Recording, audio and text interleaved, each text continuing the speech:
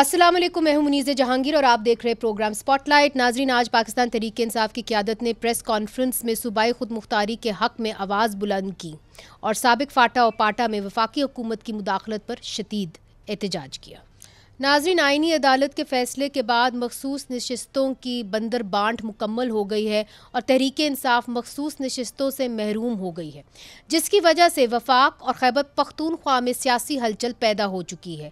21 जुलाई को सेनेट में खैबर पख्तूनख्वा की 11 नशिस्तों पर इंतखाबात होने वाले हैं और इन इंतखाबात में बहुत कुछ दाव पर लगा हुआ है। अगर हुकूमती इत्तेहाद और JUIF मिल जाते हैं तो वो सेनेट में 2/3 अक्सरियत हासिल कर सकते हैं।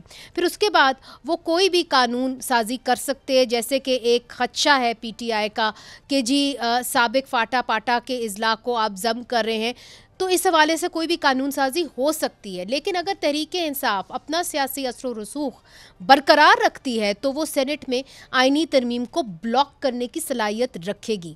आज जबकि PTI तकसीम का शिकार है, क्या वो यकजा होकर हुकूमती इत्तेहाद का रास्ता रोक सकेगी और तहरीक इंसाफ की हिकमत अमली क्या होगी? इस पर बात करने के लिए हमारे साथ मौजूद होंगे तहरीक इंसाफ के सेक्रेटरी जनरल और सीनियर वकील जनाब सलमान अकरम राजा साहब। बहुत बहुत शुक्रिया, आपने हमें ज्वाइन किया। एक ऐलान हुआ था इमरान खान साहब की तरफ से कि जी अशूरा के बाद हम पुरअमन एहतजाज का आगाज़ करेंगे, नेशन वाइड स्ट्राइक्स होंगी। अब तहरीक इंसाफ का क्या फ़ैसला है? चूँकि एक तरफ से इमरान खान साहब कह रहे हैं कि जी आप एहतजाज की तरफ जाएँ, दूसरी तरफ PTI की क़यादत है जिसके अंदर शाह महमूद कुरैशी साहब है, यास्मीन राशिद साहिबा, ज़्यादातर उनका पंजाब से ताल्लुक़ है, और वो कह रहे हैं कि जी आप मुज़ाकरात की तरफ जाएं। तो एहतजाज होगा, मुज़ाकरात होंगे या दोनों इकट्ठे होंगे? दोनों इकट्ठे होंगे। देखिए, दोनों में कोई तज़ाद नहीं है। गुफ्तगू तो हमेशा होनी चाहिए। हर किस्म के सियासी एहतजाज या सियासी मज़ाहमत का मकसद बिलाखिर गुफ्तगू ही हुआ करता है, तो इसमें कोई तज़ाद की बात नहीं है। एहतजाज पुरअमन होगा, आइन और कानून के दायरे में होगा, और इसके साथ साथ हम समझते हैं कि आइन की बहाली के लिए, अदलिया की आज़ादी के लिए बिल्कुल गुफ्तगू होनी चाहिए, शफाफ इलेक्शन के लिए गुफ्तगू होनी चाहिए। तो दोनों बातें साथ साथ चलती हैं और चल सकती हैं। आपने कहा कि गुफ्तगू होनी चाहिए, मुशावरत होनी चाहिए। इमरान खान साहब बड़े वाज़े तौर पे कह चुके हैं कि गुफ्तगू अगर होगी तो उन लोगों के साथ होगी जिनके पास इक़्तिदार है, यानी कि इस्टेब्लिशमेंट। तो क्या आप यही चाहते हैं कि इस्टेब्लिशमेंट के साथ ही बातचीत हो, और आपको कोई इंडिकेशन ऐसी मिली है कि वो बातचीत करने के लिए तैयार है? देखिए, जो खान साहब ने कहा है वो बिल्कुल जो हमारी मारूज़ी हकीकत है उसके मुताबिक कहा है। बातचीत मानी खेज़ होनी चाहिए, उसका कोई नतीजा निकलना चाहिए। सिर्फ कोई फ़ोटो अपॉर्चुनिटी, चाय पीना, बिस्किट खाना तो मकसद नहीं है। जनवरी 2025 में हमने किया, 4 नशस्तें की, उसका क्या नतीजा निकला? एक मुलाकात हमारी नहीं हो सकी इमरान खान साहब से अडयाला जेल में, जो इसी हुकूमत के ज़ेर इंतज़ाम एक जेल है। तो खान साहब का जो मौक़िफ़ है, जो उनका बयानिया सामने आया है, वो बिल्कुल हकीकत के मुताबिक है। आपने कहा कि हकीकत के मुताबिक है, तो हकीकत तो ये भी है कि DG ISPR ने हाल ही में एक जो है इंटरव्यू दिया BBC को। उसके अंदर उन्होंने क्या कहा मुज़ाकरात के हवाले से, और जो खान साहब का एक मुतालबा है कि जी हम इस्टेब्लिशमेंट के साथ मुज़ाकरात करें, उस पर क्या कहा उन्होंने, आइए आपको दिखा देते हैं। पहले सलमान अकरम राजा साहब, उन्होंने कहा it is for the politicians to talk to each other, we are not going to talk to political parties. जवाब आ गया है। ठीक है, आइंदा देखेंगे क्या होता है। देखिए, ये तो कायदे की बात है ना, काश कि ये मुल्क कायदे के मुताबिक चलता। यहाँ जो होता है वो आप भी जानती हैं, मैं भी जानता हूँ, तो इसमें कोई अचंभे की बात नहीं है कि बात तो हम कायदे की करते हैं, हकीकत जो भी हो। तो देखेंगे आगे क्या होता है। आपने कायदे की बात की, एंड यकीनन आपने हमेशा कानून की बात की है, चूँकि आप एक वकील हैं। एक तरफ से आप जैसे लोग बात करते हैं कि जी कॉन्स्टिट्यूशन के दायरे के अंदर रह के हम अपना हक मांग रहे हैं, हम फंडामेंटल राइट्स के लिए लड़ रहे हैं। दूसरी तरफ आप ये भी कह देते हैं कि जी हम मिलिट्री हुकूमत, मिलिट्री इस्टेब्लिशमेंट से बात करेंगे। तो दोनों में तज़ाद तो है, चूँकि according to the law, according to the constitution, they have no space in politics, they shouldn't have a space in politics, that's what you are fighting. जी, लेकिन इज़ दैट द रियलिटी? क्या ये इस मुल्क की हकीकत है? अगर फ़ैसले वाक़यतन हुकूमतें करती होती, सिविलियन हुकूमतें करती होती, पार्लिमान करती होती, तो फिर बात मुख्तलिफ थी। हम कब तक एक ढकोसले में खेल खेलते रहेंगे? हम चाहते हैं कि जो हकीकत है उसके मुताबिक मामलात हों, ताकि वाक़यतन हम आइन और कानून की तरफ वापस आए। और जब ऐसा हो जाएगा तो फिर बिल्कुल सियासी जमातें ही एक दूसरे से बात करेंगी। अगर आइन इस मुल्क में नाफिज होगा, अगर आइन नाफिज ही नहीं है, अगर आइन मौजूद है लेकिन असल मामलात किसी और कायदे के तहत चल रहे हैं, तो फिर हमें उसी कायदे के तहत हालात को सही करना होगा, आइन की तरफ लाना होगा। एक बार जब वो आ जाएंगे आइन के रास्ते पे, तो फिर जो आप फरमा रही हैं वो बिल्कुल ठीक होगा। और बातचीत के जरिए आपको यकीन है कि वो आइन के रास्ते आ जाएंगे? देखिए, क्या तरीका हुआ करता है आइन के रास्ते पे आने का? या गुफ्तगू होती है या फिर कौमें ख़ुद अपना रास्ता मुंतखब करती हैं। ये हमने बांग्लादेश में देखा और जगहों पे हमने देखा। तो हम तो ये समझते हैं कि गुफ्तगू के ज़रिए ये सब कुछ होना चाहिए। एक मेज़ पर बैठकर हम मामलात को तय कर सकते हैं, ताकि किसी को आइन के हवाले से, अदलिया के हवाले से, इलेक्शन के हवाले से कोई ख़दशा ना रहे। अगर ऐसा नहीं होता और मामलात सबके हाथ से निकल जाते हैं, और बिलाखिर निकल जाते हैं, मैं आपसे अर्ज़ करूँ 3 अगस्त को पिछले साल बांग्लादेश में रावी लिख रहा था कि सब चैन है। हमारी गुफ्तगू हो रही थी लोगों से, हम जानते हैं वहाँ लोगों को हुकूमत में 3 अगस्त को वो कह रहे थे कोई मसला ही नहीं है, कुछ लड़के कुछ छोकरे सड़कों पे हैं, सब ठीक हो जाएगा। और 5 अगस्त को हुकूमत गिर गई। ठीक, तो फिर वो तो तब होता है जब एहतजाज का सिलसिला शुरू हो। तो इस वक्त अशूरे के बाद आपने कहा कि एहतजाज होगा, कोई हतमी फ़ैसला किया है कि इस एहतजाज के क्या दायरोकार होगा, कब शुरू होगा? देखिए, ये आपके सामने आ जाएगा। जैसा कि हमने कहा, हम आइन और कानून के मुताबिक चलेंगे। जो बांग्लादेश में हुआ वो एहतजाज नहीं था, वो तो एक इनकलाबी एक लम्हा था, एक इनकलाबी मार्का था। इनकलाबी मार्का एहतजाज की सूरत में सामने आया नहीं है। देखिए, वो तो एक बहुत बाद की बात है। 10 साल से वहाँ जो जबर था, जिस तरह इलेक्शन लूटे जा रहे थे, अगरचे वहाँ हैरतनाक माशी तरक्की भी हो रही थी, लेकिन वहाँ जबर था, वहाँ इलेक्शन नहीं ठीक कराए जा रहे थे, बड़ी पार्टियों को इलेक्शन से बाहर रखा जा रहा था। खालिदा ज़िया साहिबा जेल में थी, उनकी पार्टी को इलेक्शन नहीं लड़ने दिया गया। तो ये तमाम वाक़यात होते हैं, तब एक लम्हा आता है। अच्छा, मगर जब हम यकजहती की बात करें तो बहुत सारे लोग ये सवाल करते हैं, चूँकि आपको भी बड़ा ताज्जुब हुआ जब खैबर पख्तूनख्वा ने जो फाइनेंस बजट है वो पास कर दिया, तो इस वक्त क्या पार्टी का कोई ऐसा प्लान है कि वहाँ पे जो वज़ीर आला हैं उनको तब्दील करना है? नहीं, मुझे कोई ताज्जुब नहीं हुआ। मुझे ताज्जुब सिर्फ 23 तारीख़ के हवाले से हुआ था। वो बजट बहरहाल पास होना था, उसको हमें 27 तारीख़ या ज़्यादा से ज़्यादा 30 जून तक पास करना था, वरना 1 जुलाई को सूबा जो है वो मुंजमद हो जाता। स्कूल, कॉलेज, अस्पताल सब बंद करना पड़ते, कोई ख़र्चा ना हो सकता। इसलिए बजट के पास करने के हवाले से तो मुझे कोई मसला नहीं है। टाइमिंग के ऊपर आपने कहा कि आई एम सरप्राइज्ड। ख्याल था सिर्फ 23 तारीख के हवाले से मेरा ख्याल था कि ये 27 को होगा, लेकिन बहरहाल 23 को हो गया 27 की बजाय। तो आपको फिर क्यों इसके ऊपर टाइमिंग के ऊपर क्यों सरप्राइज था, ताज्जुब क्यों हुआ आपको? देखिए, हमारा ये ख्याल था कि बीच में एक कोशिश और की जाएगी इमरान खान साहब से मिलने की, लेकिन बहरहाल उसकी वजूहात अली अमीन साहब ने बता दी हैं। मैं समझता हूँ ये कोई बहुत बड़ा मामला नहीं है, ये माजी का हिस्सा है, ये बात हो गई। तो यानी कि जो क्यासिया राइयाँ हो रही हैं कि जी अली अमीन गंडापुर साहब की सीट को ख़तरा है, वज़ीर आला की पोजीशन को ख़तरा है, वो अभी तक नहीं है, पोस्ट को? नहीं, पार्टी के अंदर से कोई ख़तरा नहीं है। पार्टी के अंदर से आप कहते हैं कोई ख़तरा नहीं है। अब जो सेनेट इलेक्शंस आने लगे हैं, सलमान अकरम राजा साहब, हमने देखा है कि PTI जो है ख़ासा डिसिप्लिन एक मेंटेन करती है। A lot is at stake here. अगर आप लोग अपना डिसिप्लिन मेंटेन नहीं करते तो हुकूमती इत्तेहाद बशमूल मौलाना फजलुर रहमान साहब भी अगर आ जाएँ तो उनको 2/3 अक्सरियत मिल जाएगी सेनेट के अंदर। तो आपका क्या हिकमत अमली होगी इस सेनेट के इलेक्शंस के अंदर, कैसे डिसिप्लिन को आप रखेंगे?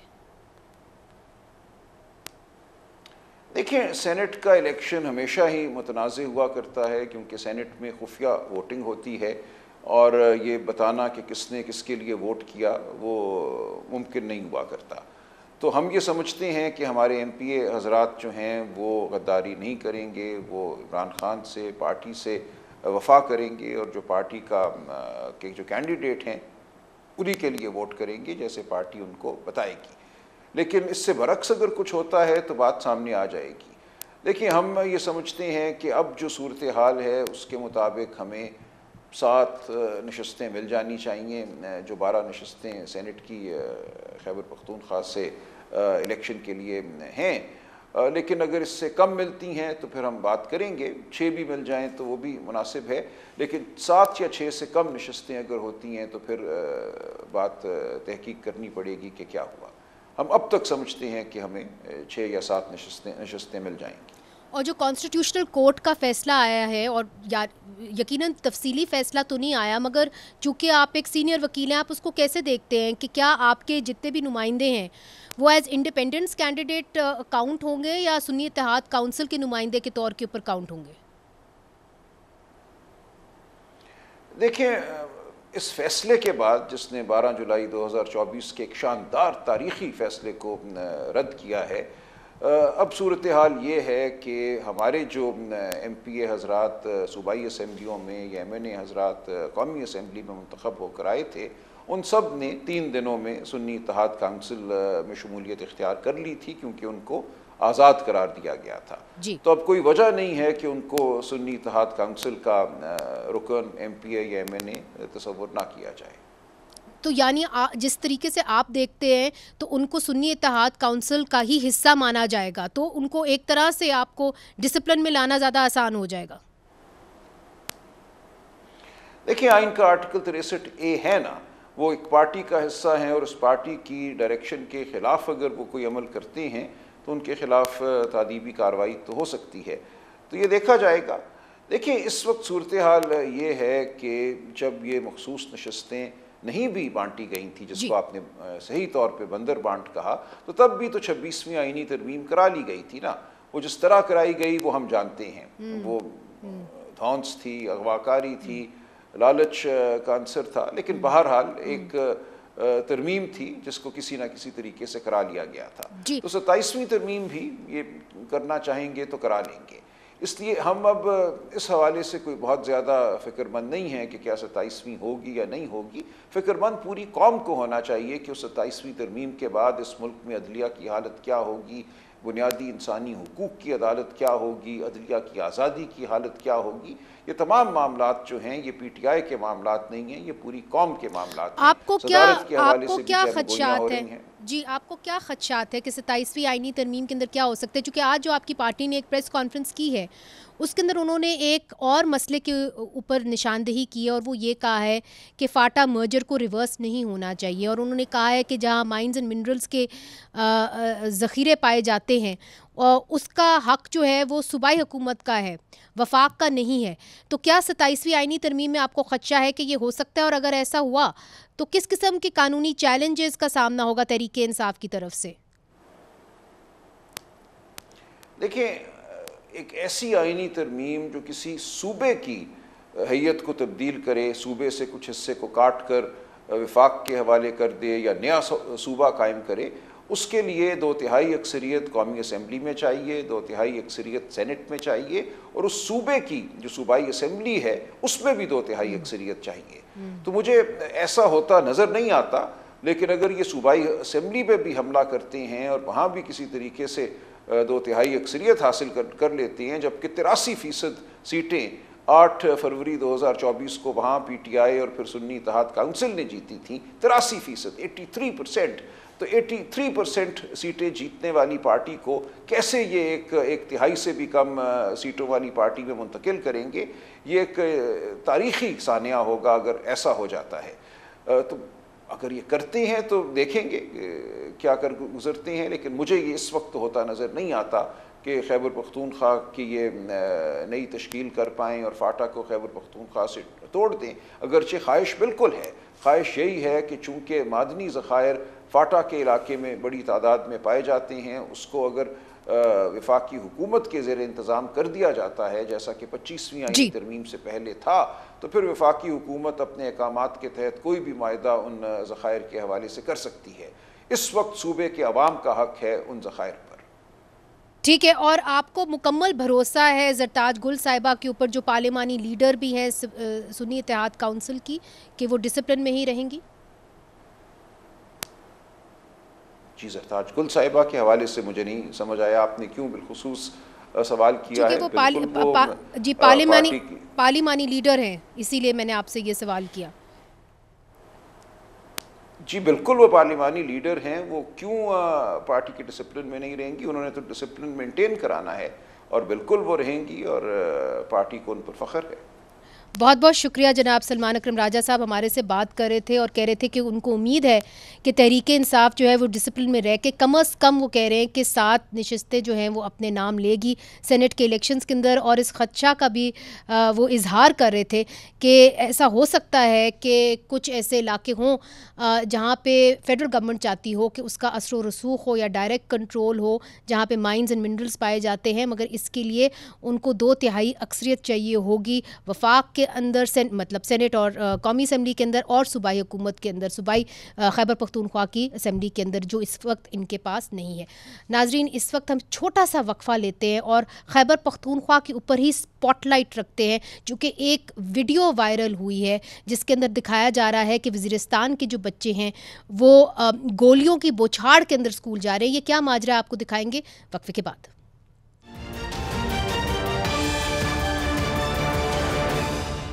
वेलकम बैक नाज़रीन। आज तहरीके इंसाफ ने कबायली इजला के इंजमाम से मुतल्लिक वफाकी हुकूमत की कायम करदा कमेटी को तहलील करने का मुतालबा कर दिया है और कहा है कि वहाँ पर अमन व अमान की सूरत हाल जो ख़राब है उसकी ज़िम्मेदारी वफाक पर आती है।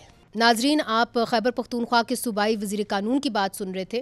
पाकिस्तान के कबायली इलाकों वज़ीरिस्तान से लेकर वादाई तिरा तक लाखों अफराद अमन व अमान की सूरत हाल की वजह से नकल मकानी करने पर मजबूर हैं। हज़ारों कबायली बाशिंदे जिन्होंने दहशत गर्दी के ख़िलाफ़ 2009, 2013 और 2017 में अपने घर बार और जाने कुर्बान की, अब एक नई मुमकिना फ़ौजी कार्रवाई के ख़िलाफ़ सरापा एहतजाज है। तीरा में जहां शिद्दत पसंदों के खिलाफ इंटेलिजेंस बेस्ड ऑपरेशन की तैयारी हो रही है, वहीं मुकामी मशरान ने खुले लफ्ज़ों में अपने घरों से दोबारा बेदखली से इनकार कर दिया है। उन्होंने कहा है कि कुकी खेल कबीले के जो लोग पहले बेघर हुए थे उनको दोबारा आबाद नहीं किया गया। मुकामी अफराद का कहना है कि तहरीके तालिबान पाकिस्तान, लश्कर इस्लाम और हाफिज़ गुल बहादुर ग्रुप के मुसल्लह अफराद उनके इलाकों में गश्त करते नज़र आ रहे हैं, जबकि सिक्योरिटी फोर्सेस और दहशत गर्दों के दरमियान फायरिंग से आम लोग जो हैं वो जाँ बहक हो रहे हैं। इधर शुमाली वज़ीरिस्तान में ड्रोन हमलों में बच्चों की हलाकत की वजह से लोग अपने घरों में भी ख़ुद को गैर महफूज समझ रहे हैं और हुकूमत के ख़िलाफ़ एहतजाज कर रहे हैं। हाल ही में वहाँ पे एक कर्फ्यू भी नाफिज किया गया था जिससे लोग काफ़ी मुश्किल का उनको सामना करना पड़ा। हुकूमत का मौक़िफ़ है कि ड्रोन हमलों में मारे जाने वाले 17 अफराद बशमूल 5 बच्चों की हलाकत की ज़िम्मेदारी तहरीके तालिबान पर है, मगर जो मुकामी लोग हैं वो कुछ और ही कहते हैं। इस पर बात करने के लिए हमारे साथ मौजूद होंगी फरजाना अली साहिबा, आज न्यूज़ पेशावर की ब्यूरो चीफ़ है, मीना खान साहब सूबाई वज़ीर तालीम खैबर पख्तूनख्वा, और निसार बाज़ खान साहब रहनुमा अवामी नेशनल पार्टी के। आप सबका बहुत बहुत शुक्रिया। फरजाना अली साहिबा, आपसे मैं शुरू करती हूँ, चूँकि एक ऐसी फुटेज सामने आई है और वो वज़ीरिस्तान से आई है जहाँ पे बच्चे स्कूल जा रहे हैं मगर धमाकों और गोलियों की जो आवाज़ है वो ही सुनाई दे रही है और लोग पूछ रहे हैं कि क्या वज़ीरिस्तान के बच्चे इस माहौल में स्कूल जाते हैं? बहुत शुक्रिया मुनीज़े, बिल्कुल इसी किस्म की सिचुएशन है। ना सिर्फ ये कि आपको फायरिंग की आवाज़ें आएंगी, ड्रोन कितने ज़्यादा आपने देखा कि मामलात हुए कि बच्चे खेल रहे थे और उनके ऊपर हमला हो गया या उनके ऊपर फायरिंग हुई, फिर उनके ऊपर ड्रोन गिरा। ये सारी चीज़ें, या फिर घर में लोग सोए होते हैं उनके ऊपर ड्रोन का हमला हुआ, या बाज़ वक़्त कह रहे थे कि ड्रोन कुछ गोले लेके जा रहा था, वो गिर गए, उससे बच्चे जख्मी हो गए, वफात पा गए। मतलब कैजुअलिटीज आपने देखी काफी ज्यादा हुई है। तो ये सिर्फ नहीं है, और वो फुटेज वाकई वो कुछ अरसे पहले की है लेकिन इंतहाई तशवीशनाक है। मुझे वो फुटेज देखकर मुझे वो वक्त याद आ गया कि जब इन इलाकों में जब ये कबायली इलाके हुआ करते थे, अब तो हमारा हिस्सा है, इंजमाम हो चुका है, लेकिन उस जमाने में भी हमें याद है कि बच्चों के साथ साथ खवातीन और मर्द एक किस्म की जहनी तकलीफ में, साइकोलॉजिकल प्रॉब्लम्स भी मुब्तला हो गए थे कि जब इस तरह की सिचुएशन वहां पे होती थी कि ड्रोन फिर रहे होते थे। तो आज फिर वही मुद्दा जो है हमें दिखाई दे रही है। मीना खान साहब, चूंकि आप सूबाई हुकूमत को रिप्रेजेंट कर रहे हैं, तिरा वैली के अंदर और वज़ीरिस्तान के अंदर भी लोगों ने कह दिया है कि जी हम नकल मकानी नहीं करेंगे, हम किसी भी सूरत हाल में अपने घर नहीं छोड़ेंगे। तो क्या ऑपरेशन होगा इनके इलाकों में, वज़ीरिस्तान में और तिरा में? बिल्कुल भी नहीं। सुबह देखिए, अगर आप किसी भी सूबे के अंदर ऑपरेशन करना चाहते हैं तो ये वहाँ के सूबाई असम्बली से एक रेजोल्यूशन पास होगा और उसके बाद ही वहाँ पे आप कोई ऑपरेशन कर सकते हैं। सूबाई हुकूमत ने बड़ा वाज़े कह दिया है, चेयरमैन इमरान खान साहब की पॉलिसी है कि कोई ऑपरेशन जो है यहाँ पे नहीं होगा और सूबाई हुकूमत जो है इसकी इजाज़त बिल्कुल भी नहीं देगी। अच्छा, मगर ऑपरेशन तो हुआ है माजी के अंदर और आपके होते हुए हुआ है, उसके ऊपर आपने कोई एक्शन भी नहीं लिया? बिल्कुल, हमारे हुकूमत के होते हुए कोई ऑपरेशन नहीं हुआ। इमरान खान की जब यहाँ पाकिस्तान के अंदर हुकूमत ही हमारी वफाकी हुकूमत, कोई ऑपरेशन नहीं हुआ। ये इंटेलिजेंस बेस्ड ऑपरेशन जो हैं ये तो रूटीन में होते रहे, ये कभी ना बंद हुए हैं ना स्टार्ट में, ये रूटीन में होते हैं। और जो क्वाडकॉप्टर अटैक्स हुए वज़ीरिस्तान में, बिल्कुल उसके ऊपर भी देखिए, उस दिन जब प्राइम मिनिस्टर साहब आए थे और चीफ ऑफ आर्मी स्टाफ आए थे, उसके सामने वज़ीर आला साहब ने बड़ा वाज़े रखा था कि बिल्कुल गुंजाइश नहीं है ना ऑपरेशन की और ना ड्रोन्स अटैक। सर मगर उसके अंदर 17 लोग मारे गए हैं मीना खान साहब जी। यही तो वफाकी हुकूमत और इन लोगों की नाकामी है कि वह जहाँ पे जो है हमारे मासूम लोग शहीद हो रहे हैं। ये इंटेलिजेंस बेस्ड ऑपरेशन होता है इसलिए कि आप जो है उन लोगों को और जो सिविलियन है उनको अलग करके उनको आप टारगेट कर सकते हैं। तो ये फिर सर मुझे बात क्लियर होने दे, आप ये कह रहे हैं कि क्वाडकॉप्टर जो अटैक्स हुए हैं ये वफाकी हुकूमत की नाकामी है, इसके अंदर आपकी हुकूमत का कोई अमल दखल नहीं है, कोई असर रसूख नहीं है, कोई इनपुट नहीं है? देखिए, हमने कब ड्रोन्स उड़ाए हैं खैबर पुख्तनख्वा हुकूमत ने या हमारी पुलिस ने? सब ये कहाँ से आ रहे हैं? ये क्वाडकॉप्टर्स कहाँ से आ रहे हैं सर? देखिए, ये तो आप पूछे कि जो इंटेलिजेंस बेस्ड ऑपरेशन हो रही है या जो भी हो रहा है कि ये ड्रोन्स कहाँ से आ रहे हैं, आप उनसे पूछे। सर आपकी हुकूमत है ना, सूबे में आपकी हुकूमत है, आपके पास कोई तो इन्फॉर्मेशन होगी कि क्वाडकॉप्टर्स अटैक्स जिसके अंदर 17 लोग मारे गए, 5 उसमें बच्चे, वो कहाँ से आ रहे? बिल्कुल, हमने नवाज शहबाज शरीफ के सामने यहाँ पे जब आए थे, आर्मी चीफ साहब जब आए थे, हमने उनके सामने यही बात रखी है कि ये जो ड्रोन्स हो रहे हैं इससे जो आप एक नाम आपने रखा हुआ है कोलेटरल डैमेज, तो ये कोलेटरल डैमेज नहीं है, वहाँ पे मासूम मर रहे हैं, तो इसकी कोई गुंजाइश नहीं है। यहाँ पे सूबाई हुकूमत बिल्कुल भी जो है इसके हक में नहीं है और इसके लिए तो आपने देखा होगा हमने तकरीबन 15-20 दिन पहले यूनिनमस नहीं, इसका मतलब है मीना खान साहब, अगर आपकी बात मैं क्लियरली समझी हूँ तो आपने ये शिकायत की फेडरल गवर्नमेंट को, अगर आपने शिकायत की है फेडरल गवर्नमेंट को तो आपका इशारा किस तरफ है कि कहाँ से आ रहा है ये क्वाडकॉप्टर अटैक, कहाँ से हो रहा है?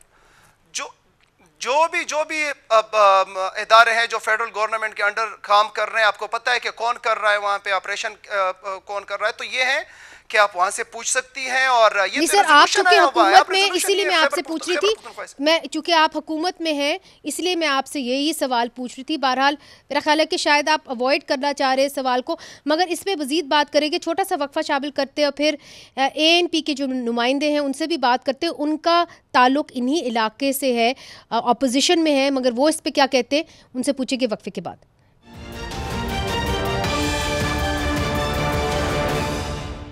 वेलकम बैक नाजरीन। जो साबिक फाटा के इलाके हैं वहाँ पे ऑपरेशंस होने का खदशा है और वहाँ के लोगों ने नकल मकानी करने से इनकार कर दिया है। क्वाडकॉप्टर अटैक्स हुए हैं वज़ीरिस्तान के अंदर, तिरा वैली के अंदर लोग कह रहे हैं कि हमें दहशतगर्द गश्त करते हुए नज़र आ रहे हैं, मगर हमें ये कहा जा रहा है कि आप अपने इलाके छोड़ के चले जाए क्योंकि यहाँ पर ऑपरेशन होगा।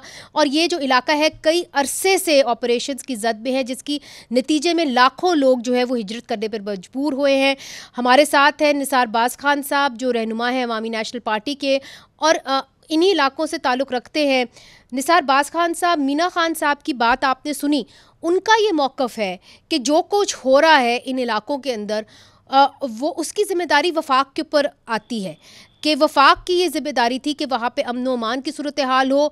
यहाँ पे जो PTI की हुकूमत है वो तो नहीं चाहती कि कोई भी ड्रोन अटैक्स हो या कि कोई भी वहाँ पे दहशत गर्दी के नासिर जो है सामने आए या किसी किस्म का मिलिट्री ऑपरेशन भी हो। देखिए मैडम, इस तरह है कि असल जिम्मेदारी जो है ना मिलिटेंसी को काउंटर करना और लोगों को तहफ़्फ़ुज़ देना, ये हमारी सिक्योरिटी इदारों की जिम्मेदारी बनती है। लेकिन इनको हिदायत जो है ना प्रोविंशियल गवर्नमेंट और फेडरल गवर्नमेंट दोनों की रिस्पॉन्सिबिलिटी आती है कि वो इनको हिदायत दे कि ये जो दहशतगर्दी की नई लहर कबायली अजला में उठ रही है इसका रोकथाम करे, इसका सबाब करे।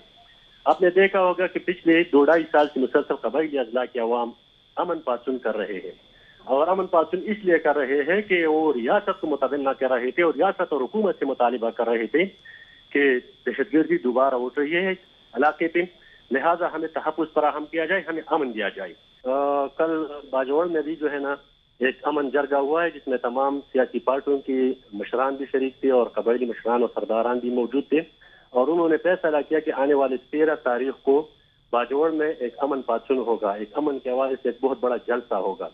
ठीक, हम मजीद ऑपरेशन के लिए तैयार नहीं है कि वो हमारे इलाके में आकर ऑपरेशन करे, वो नाम निहाद ऑपरेशन जिसकी वजह से हमारे घर बार सब कुछ तबाह हो चुके हैं।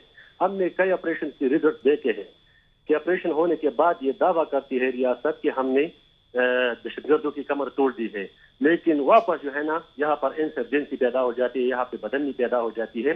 तो बाजौड़ से लेकर वजीरिस्तान तक ये इलाका जल रहा है, यहाँ अमन अमान की सूरत हाल बिगड़ चुकी है, लेकिन हुकूमत वफाकी हुकूमत जो है ना वो इस बात पे लगी है कि हम आपके लिए जरगा सिस्टम ला रहे हैं, हमें अमन दे, हमें तहफ़्फ़ुज़ दे, बाद में ये फैसला करेंगे हम, और ये पुख्तनख्वा असेंबली फैसला करेगी कि हमें कौन सा निज़ाम चाहिए। लेकिन ये इख्तियार और ये मैंडेट सूबाई असेंबली के पास है। एक मुंतखब नुमाइंदे के होने की हैसियत से ये मैंडेट कबायली अजला से जितने भी मुंतखब नुमाइंदे हैं ये उनका मैंडेट है कि वो कबायली अजला के हवाले से। तो मीना खान साहब से आप इत्तफाक करते हैं कि अगर वहाँ पे ड्रोन हमले होने या किसी किस्म का भी ऑपरेशन होना है तो उसकी मंजूरी पहले प्रोविंस से आएगी, यानी सूबाई हुकूमत से आएगी, उसके बगैर सूबाई असेंबली की रजामंदी के बगैर आप नहीं कर सकते कोई भी ऑपरेशन, दुरुस्त? देखिए वो तो जाहिर सी बात है, हम किसी भी ऑपरेशन की हिमायत नहीं करते। ठीक, ये हमारे बड़े क्लियर वाज़ेह मौक़िफ़ है अवामी नेशनल पार्टी का कि हम किसी भी किस्म के ऑपरेशन की हिमायत नहीं करते। ठीक है, जितने भी ऑपरेशन हो चुके हैं वो सारे ऑपरेशन बदनाम हो चुके हैं, और जितने भी मुज़ाकिरात हो चुके हैं इन लोगों के साथ वो मुज़ाकिरात भी बदनाम हो चुके हैं। कौम का जो है अब इस रियासत पर एतबार नहीं रहा है, क्योंकि ऑपरेशन पिछले 10, 12, 15 साल में तकरीबन 20-22 बड़े ऑपरेशन जी, इसी पे मैं आना चाह रही हूँ कि ऑपरेशन बहुत से हुए। फरजाना अली साहिबा, आपने बहुत से ऑपरेशन देखे हैं, हमने देखा कि कुकी खेल कबीला जो है उन्होंने भी कहा कि हमारे बहुत सारे ऐसे लोग हैं जो नकल मकानी करने पे मजबूर थे, अब वो वापस जाना चाह रहे हैं, मगर वापस जाने के लिए उनको बहुत से मुश्किलात दरकार हैं। किस किस्म की मुश्किलात दरकार हैं, और जो लोग पहले डिस्प्लेस हुए थे उनकी इस वक्त क्या सूरत हाल है?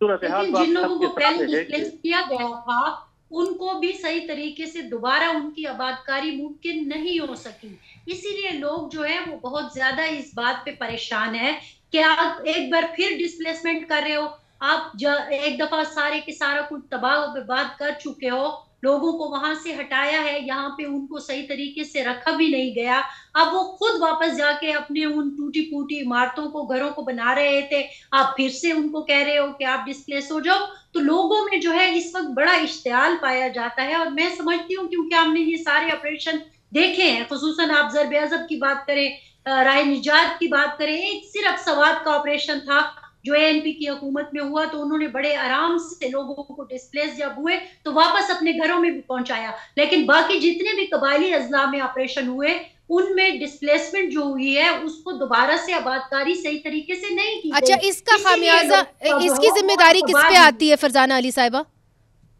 मेरे ख्याल में रियासत पर आती है और हुकूमतों पर आती है कि वो फिर से, स्पेशली उस वक्त तो जाहिर है वफाकी हुकूमत के ज़ेरे इंतजाम थे ये सारे, चाहे ज़रबे अज़ब हो चाहे कोई भी, तो वो मेरे ख्याल में वफाकी हुकूमत और रियासत जो चौथा मरला होता है ना आबादकारी का, और दोबारा उन इलाकों को एक जिंदगी में लाने का मामूलात में, वो उसमें मेरा ख्याल में रियासत और वफाक दोनों नाकाम रहे हैं। जी मीना खान साहब, रियासत और वफाक तो दोनों नाकाम रहे हैं, मगर इस वक्त हुकूमत आपकी है सूबे के अंदर, और जो साबिक फाटा पाटा के इलाके हैं वो जम हो चुके हैं खैबर पख्तूनख्वा के अंदर। अब मुझे ये बताइए, डिस्प्लेसमेंट के हवाले से कुछ रकम भी जो है मुख्तस कर दी गई थी, इस हवाले से जो लोग अभी तक आबादकार नहीं हो पाए उनके लिए क्या प्लान है हुकूमत की तरफ से, सूबाई हुकूमत की तरफ से? देखिए, जो कुकी खेल कबीला है, इनका जो इलाका है तिरा के अंदर, ये जब से डिस्प्लेस हुए हैं उसके बाद बाकी तिरा के अंदर जो भी बाकी कबाइल है वो वहाँ पे सेटल हो चुके हैं। एक कुकी खेल कबीला जो है वो सेटल नहीं हुआ। और आपको पता है कि वहाँ से जो सिक्योरिटी फोर्सेस हैं वहाँ से उनको क्लियरेंस नहीं दी जा रही। हालांकि ये कोई मेरे ख्याल में सितंबर अक्टूबर की बात है कि इसके ऊपर फैसला हुआ था कि अप्रैल के अंदर ये लोग जाएंगे और उसके लिए प्रोविंशियल कैबिनेट खैबर पख्तूनख्वा हुकूमत की तरफ से बजट भी मंजूर हुआ था उनके जाने के लिए, और उनके लिए जो साजो सामान चाहिए वो सारा कंपनसेशन वगैरह फूड वगैरह वो सारा हुआ था। तो प्रोविंशियल गवर्नमेंट का जो भी डोमेन है प्रोविंशियल गवर्नमेंट जो है वो पूरा करती हैं। लेकिन जब तक वहाँ से जो है एक दफ़ा खाली कराया गया है और वो जो है उसको क्लियर नहीं कराते तो हम कैसे कर सकते हैं। इसलिए तो हम कहते हैं कि इससे पहले, जैसे निसारबाज ने भी कहा कि इससे पहले जितने भी ऑपरेशन हुए हैं, और फरजाना साहब ने भी कहा कि उनके कोई नताइज नहीं है, मुस्बत नताइज नहीं आए। अगर वो उसके नताइज आए हुए होते तो आज दोबारा से ऑपरेशन की जरूरत ना पड़ी हुई होती। तो इसलिए हम कह रहे हैं कि ऑपरेशन जो है इसका हल नहीं है। बहुत शुक्रिया, आपने हमारे से बात की। मीना खान साहब, फरजाना अली साहिबा और निसारबाज खान साहब। नाजरीन, खैबर पख्तूनख्वा से चाहे ANP हो या चाहे PTI हो, उन सब की एक ही डिमांड है कि अगर किसी किस्म का भी ऑपरेशन होना है, चाहे वो इंटेलिजेंस बेस्ड ऑपरेशन ही क्यों ना हो, तो फिर सूबाई हुकूमत और सूबाई असम्बली की रजामंदी होना ज़रूरी है और वहाँ के मकामी लोगों की रजामंदी होना ज़रूरी है। जो भी आप सलूशन ढूंढ रहे हैं वो ऑथेंटिक ग्रास रूट सलूशन होनी चाहिए, नहीं तो जितने भी ऑपरेशन हुए हैं वो ला हासिल हुए हैं। मुनीज़ जहांगीर को आज के लिए इजाज़त दीजिए। खुदा हाफिज़।